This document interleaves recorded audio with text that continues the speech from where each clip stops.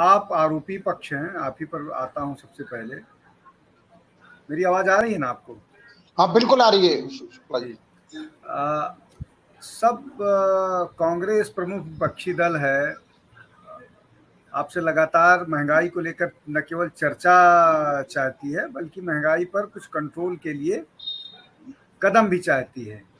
तो आप लोग क्यों कांग्रेस की बात नहीं सुनते हैं? और कांग्रेस की जो मांग है वो जनता के लिए है, तो आप जनता को रिलैक्स करने के लिए, जनता को थोड़ी सी सहूलियत, राहत देने के लिए उनकी मांगों पर क्यों नहीं विचार करते हैं? आप शुक्ला जी गिरफ्तार सही बात ये कर रहे है, हैं उनके नेताओं को। जी, सही बात ये है कि हम चर्चा चाहते हैं, वो चर्चा नहीं चाहते। हम देश का विकास चाहते हैं, वो देश का विनाश चाहते हैं। वो चर्चा को अवरोध करते हैं, चर्चा से भागते हैं और एक परिवार को बचाने के लिए तरह तरह के हथकंडे अपनाते हैं। आप अगर महंगाई पर ही को चर्चा करनी है तो आप लोकसभा के अंदर, राज्यसभा के अंदर बैठे प्रस्ताव लाए, उस पर हम चर्चा करने के लिए तैयार हैं। और अगर महंगाई पर ही चर्चा करनी है तो आपके टाइम में कितनी महंगाई बढ़ी, आज कितनी बढ़िया महंगाई बढ़ी, वो उस अनुपात को सुनने के लिए तैयार नहीं है, जिससे जनता के सामने एक हकीकत सामने आ जाए कि कोविड काल जैसी समस्या को झेलते हुए, रूस यूक्रेन युद्ध को झेलते हुए, श्रीलंका जी की जो क्या स्थिति है, पाकिस्तानी क्या स्थिति, उसको देखते हुए आज पूरा विश्व आर्थिक मंदी के कगार पर है, लेकिन भारतवर्ष को मंदी छू नहीं रही है।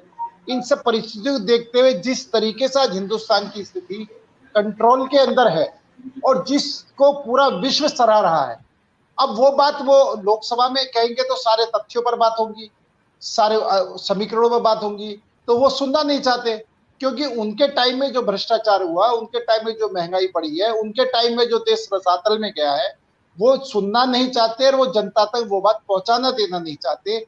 इसलिए एक तरह का विरोध प्रदर्शन का ड्रामा करके ये जनता का ध्यान बटाना चाहते। मैं तो एक आरोप लगाना चाहता हूं कि आज के दिन ही मंदिर का शिलान्यास हुआ था।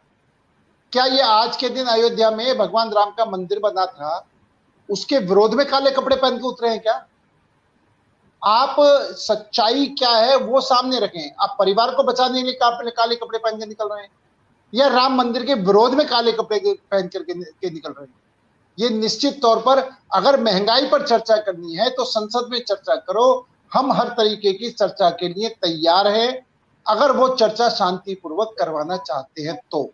और वो चर्चा से भागेंगे तो जनता ये देख रही है कि इनके पास कोई मुद्दा नहीं है, इनके पास कोई समस्या नहीं है, ये सिर्फ एक परिवार को बचाने के लिए, जिसने भ्रष्टाचार के आकंठ में डूबा हुआ था, उसको बचाने के लिए इस तरह के ड्रामेबाजी कर रहे हैं। ठीक। तो ये दो मसले थे। कई बार राजनीति में होता है कि ये दो मसले उठे ना और लोग जागृत ना हो तो उसको दबाया जाए। खैर, ये चर्चा का विषय है। लेकिन जो प्रश्न राहुल ने किया वो क्या है, क्यों बीजेपी अपने लोगों को या जनता को सहूलियत नहीं दे पा रही है और आर्थिक तौर पर फेल है, ये सीधा आरोप है राहुल का। विनोद जी, मैं सिर्फ एक बात कहना चाहता हूं कि कथनी और करनी में कांग्रेसी में कितना अंतर है।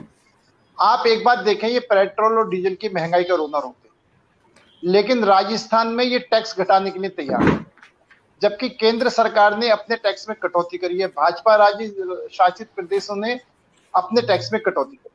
आज अगर ये अपनी, जहां इनकी अपनी सरकार है, वहां पर ये टैक्स में कटौती करके पेट्रोल डीजल के रेट पूरे हिंदुस्तान में सबसे कम अगर राजस्थान के सरकार के रखते तो आज इनको हक था पूरी तरीके से महंगाई के विरोध में प्रदर्शन करने का। अब ये कथनी और करनी में जो दिखाई दे रहा है कि इनका कि राजस्थान में अगर महंगाई हो रही है, राजस्थान में पेट्रोल डीजल के रेट बढ़े तो ठीक है, लेकिन अगर वो हरियाणा में हो रहा है तो गलत है। तो मेरा कहने का मतलब यह है कि कम से कम जो सरकारों ने हमारी सरकार ने करा है वो उनको भी करके दिखाना चाहिए। ये उनकी तरफ से, इसलिए मैं कह रहा हूं कि उनका महंगाई से कोई मतलब नहीं, उनका जनता की समस्याओं से कोई मतलब नहीं है। उनका मतलब है कि आज राम मंदिर का धारा 370 के विषय पर ध्यान बटाने के लिए, या ईडी जो पूछताछ कर रही है और जिसके मामले में इनके शिकंजा कसता जा रहा है, जनता का ध्यान बटाने के लिए उस पर बात कर रहे हैं। अभी मेरे एक भाई ने कहा जीएसटी, बिल्कुल इसमें हमने खाद्य पदार्थों में जीएसटी लगाई, लेकिन पैक्ड खाद्य पदार्थ पर लगाई। ओपन जो है, जो खुला है, उस पर कोई जीएसटी नहीं है। और खुला पदार्थ लेने के बाद में उसका सीधा किसान को भी लाभ है, सीधा उपभोक्ता को भी लाभ है। और वो बिल्कुल जो बात कही है कि जो जीएसटी का जो मीटिंग होती है उसके अंदर सारे विपक्षी दल होते हैं, अब वहां पर वो बोल नहीं रहे हैं, वहां पर वो समर्थन कर रहे हैं और नीचे फिर सड़कों पर आकर विरोध कर रहे हैं। फिर यहां पर इनका दोगलापन दिखाई देता है कि अगर वाकई में विरोध है तो उस काउंसिल के अंदर भी तो विरोध करें, वहां भी तो उसको वॉकआउट करके आए, वहां भी तो ये बात अपने दमदार तरीके से उठाएं। किसने रोका उनको बात उठाने के लिए? लेकिन नहीं, सिर्फ सरकार जनता को गुमराह करने के लिए इस तरह के हथकंडे अपनाती है। और आज के दिन जनता बहुत जागरूक हो गई। अभी जैसे आपने ही बताया कि कांग्रेस ने जब कोरिया की लड़ाई के अंदर कहा कि महंगाई का असर होता है, उस टाइम आज जो ग्लोबल स्थिति आज पूरे विश्व में जो इतना छोटा हो गया है और सारी चीजें इतनी नजदीक आ गई हैं, उस समय इतने सब साधन नहीं। तो भी अगर नेहरू जी कहते हैं कि कहीं बहुत दूर जाकर के युद्ध होता है, उसका असर हिंदुस्तान पर पड़ता है, तो या तो आप कहो कि नेहरू जी गलत थे, और अगर नेहरू जी ठीक थे तो आज रूस यूक्रेन युद्ध है जिसमें सीधा अफेक्ट भारत भी पड़ रहा है, तो फिर उनको इस बात को स्वीकार करना चाहिए कि अगर वहां पर जवाहरलाल नेहरू ठीक थे तो यहाँ हम ठीक हैं, या आपको जवाहरलाल नेहरू गलत है तो आपको हमें गलत कहने का। मेरा फिर वही कि ये दोगली बातें जो कर रहे हैं कि ये हम खुद कुछ भी करें वो सब ठीक है, सर हम कुछ भी करें वो सब ठीक है। मैं एक बात और कहना चाहता हूँ, तिरंगा यात्रा में कौन सी महंगाई का मामला था? ये तो राष्ट्र का मामला था। लाल किले से सभी सांसदों को मिलकर के तिरंगा यात्रा निकाल दी। अब ये राष्ट्र का अपमान नहीं है कि आप तिरंगा यात्रा का बहिष्कार कर रहे हैं? तिरंगा तो पूरे देश का है ना, जो चीज पूरे देश की है उस पूरे देश की यात्रा का आप बहिष्कार कर रहे हैं। ये कहाँ का मतलब देश की जनता किस तरीके से इन पर विश्वास करे कि ये देश के हित में काम कर रहे हैं, ये देश के हित में बात कर रहे हैं। आज अगर हम घर घर तिरंगा लगाने की बात कर रहे हैं, आज हम तिरंगा यात्रा के अंदर सभी सांसदों को बुला रहे हैं और संस्कृति मंत्रालय बुला रहा है। सांस्कृतिक मंत्रालय किसी पार्टी का मंत्रालय नहीं है, वो सरकार का मंत्रालय, और उसने सबको निमंत्रण दिया है। और सब निमंत्रण होने के बाद आप नहीं जा रहे तो आप किस स्तर की राजनीति कर रहे हैं? जनता ये भी देख रही है। और आपको निश्चित तौर पर जनता के हितों को उठाना पड़ेगा, देश के हितों को आगे रखना पड़ेगा, पार्टी के हित को पीछे रखना पड़ेगा। और जब आप पार्टी नहीं परिवार के हित को आगे रखते हैं और उसकी तुलना में आप देखते हैं कि परिवार को कैसे सिद्ध हटते, पब्लिक का ध्यान कैसे बटे, और उसको आप पूरे देश पर थोपना चाहते हैं, तो देश की जनता समझदार है। और आज के जो इलेक्ट्रिक युग है और आज का जो आधुनिक युग है, जो बातें एकदम जनता तक पहुंच रही हैं, आप जैसे टीवी चैनलों के माध्यम से, बड़े टीवी चैनलों के माध्यम से, अखबार के माध्यम से, सोशल मीडिया के माध्यम से, तो जनता सारी बात को समझ रही है और दूध का दूध पानी का पानी हो रहा है। तो निश्चित तौर पर कांग्रेस को अपने पूरे व्यवहार में बदलाव करना पड़ेगा और विपक्ष की भूमिका ईमानदारी से निभानी पड़ेगी। गलत काम का विरोध और सही काम का समर्थन करना पड़ेगा। सरकार के सही काम का भी अगर वो विरोध करेगी तो उसके गलत काम के विरोध को भी जनता उस निगाह से नहीं देखेगी जिस निगाह से वो दिखाना चाहती। ठीक है, कहना चाह रहे थे अनिल जी से जवाब लेते हैं, फिर उसके बाद जल्दी बात वो करते हैं। जी मैं बिल्कुल कहना चाहता हूँ कि अभी मनमोहन सिंह की बात हुई थी कि मनमोहन सिंह 3 महीने बाद महंगाई कम हो जाएगी, उसका वायदा, झूठा वायदा करते थे, वायदा नहीं निभाते थे। हम कम से कम झूठा वायदा नहीं करते। महंगाई मुद्दा है, हम भाई सुन लो, तो वायदा ही नहीं करते, ये तो कम करने की बात ही नहीं करते। हम काम कर रहे हैं, हम काम ही कर रहे हैं।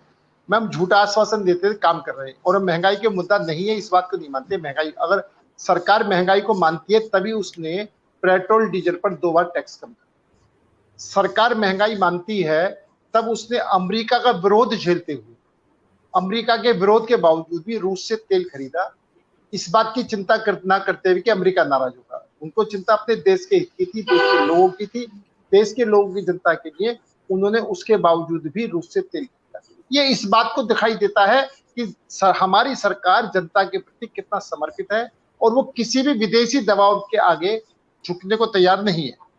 और मैं एक बात तो मुझे कहने में संकोच नहीं है कि 1974 में या 2013 तक कोविड जैसी महामारी हिंदुस्तान में नहीं आई।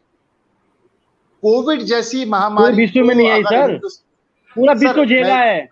सत्येंद्र जी बोल रहे हैं। अरे भाई अब आप जब आप कह रहे औरों की बात मत करो, तो हम तो भाई हिंदुस्तान की बात कर रहे हैं ना जी।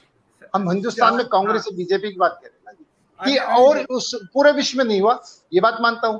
तो मेरा कहने मतलब ये कि उसके बावजूद भी अगर इस सरकार ने महंगाई को कुछ हद तक कंट्रोल करने में कामयाबी करी है, तो ये इस बात को दर्शाती है कि सरकार जो है देश की जनता के प्रति कितना समर्पित। और जहां तक महंगाई का, जहां तक जैसे भी मेरे सत्येंद्र जी कह रहे थे कि कोविड पूरे देश में थी, पूरे विश्व में था, तो आज सत्येंद्र जी महंगाई भी पूरे विश्व में है और विकासशील देश भी महंगाई से पीड़ित हैं। ये तो विकसित देश है और हिंदुस्तान विकसित देश होते हुए उसने महंगाई पर कितना कंट्रोल करा हुआ है। हालांकि मैं ये नहीं कहता कि सब कुछ ठीक है, महंगाई हम अभी भी मानते हैं और कोशिश कर रहे हैं